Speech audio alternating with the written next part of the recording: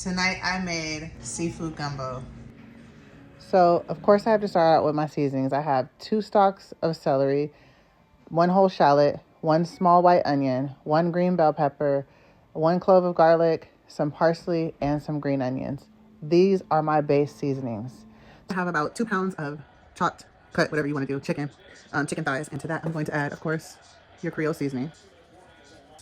A little bit of onion powder, a little bit of garlic powder, a lot of bit of paprika, and then some black pepper.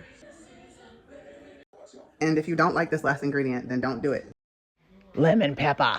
Everything's better with lemon pepper. Not too much though, not too much. I'm gonna come through with some of that finest olive oil. I'm gonna go in and mix it up. All right, your chicken should be coated like that. All right, so I have the biggest pot in my kitchen. Shout out to the Asian market who I got this big ass pot for $35 because of my husband's veterans discount. Shout out to him too. Thank you for your service, baby. To my hot pan, I'm going to add in a little bit of olive oil. I just want to coat the bottom a little bit. I'm gonna go ahead and add my sausage. All right, so I kind of put more in here than I have room for, but you know what? We're making it work. As you can see, there's 1 layer of sausage, as it should be. So we're gonna let this cook on high till it chars or burns or however you want to say that, and then I'll flip it over. Now I can tell because these are bubbled up that it's probably time to flip them. See how they brown? That's how we like them, a little bit brown. Okay. It looks decent. Now we're gonna go in with that chicken. In the same way that we created a single layer, we're gonna try to smash out that chicken so I can get a nice char. We don't want to cook it all the way through. We just want a little color on it, so we're gonna go ahead and take it off. Now again, if you're cooking on a gas stove, you'll probably get a little bit more of a nice, appealing look. This is just, you know, the best I could do. Okay, see how you got a bunch of seasoning? Like that oil ain't even, it's not even brown. It's like red. That's how you want it, full seasoning. Now I'm going to go in with a half a cup of salted butter. If you don't want all that salt, then don't put salted butter in there. But it's seafood. It should have a little bit of saltiness to it.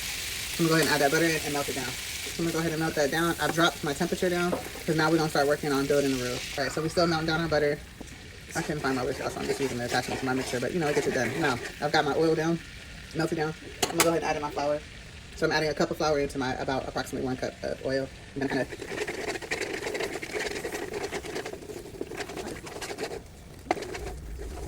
mix it through. Now, at this point, you're probably going to be tempted to add more liquid in. Don't add more oil. Don't add more butter. Just trust the process, because if you add all that in, you're going to have a very overly oily gumbo. We're going to work on this for a little bit.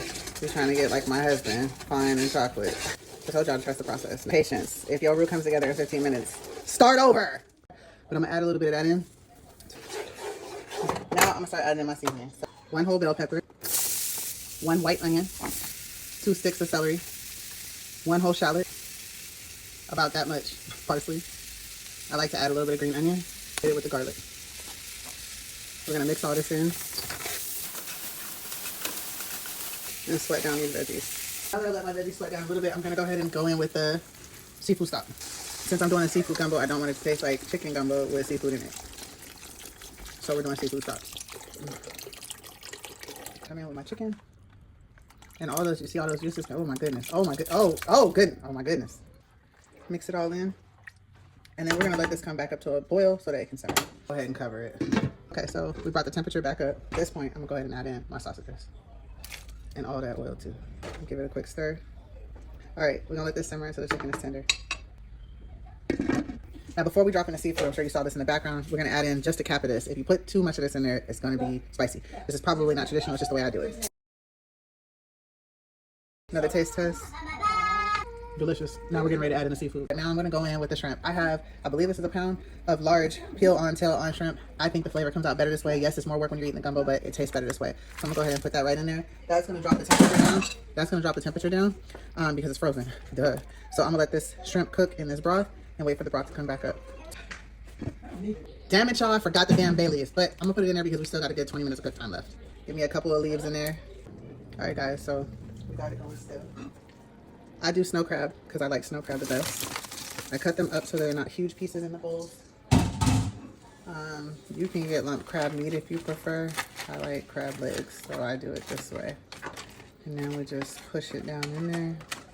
We're gonna go ahead and cover and let that come back up to cook through the crab. Jesus, it smells good in here. Man, let me tell y'all something. I don't play around here. If I said I'm gonna do it, I'm gonna do it. Like, come on now. Come on now. Come on now. Stop playing with me. Look, all this crap. And then on the bottom, you got the shrimp. Come on now.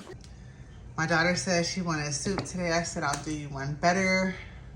It's rainy, it's cold. We just decided let's hit the gumbo. So, without further ado, just so you guys can see. Now, if you like a thicker gumbo, you can always add a thickener into it, like a cornstarch slurry or the filet. I'm cool with it like this. So, big bite.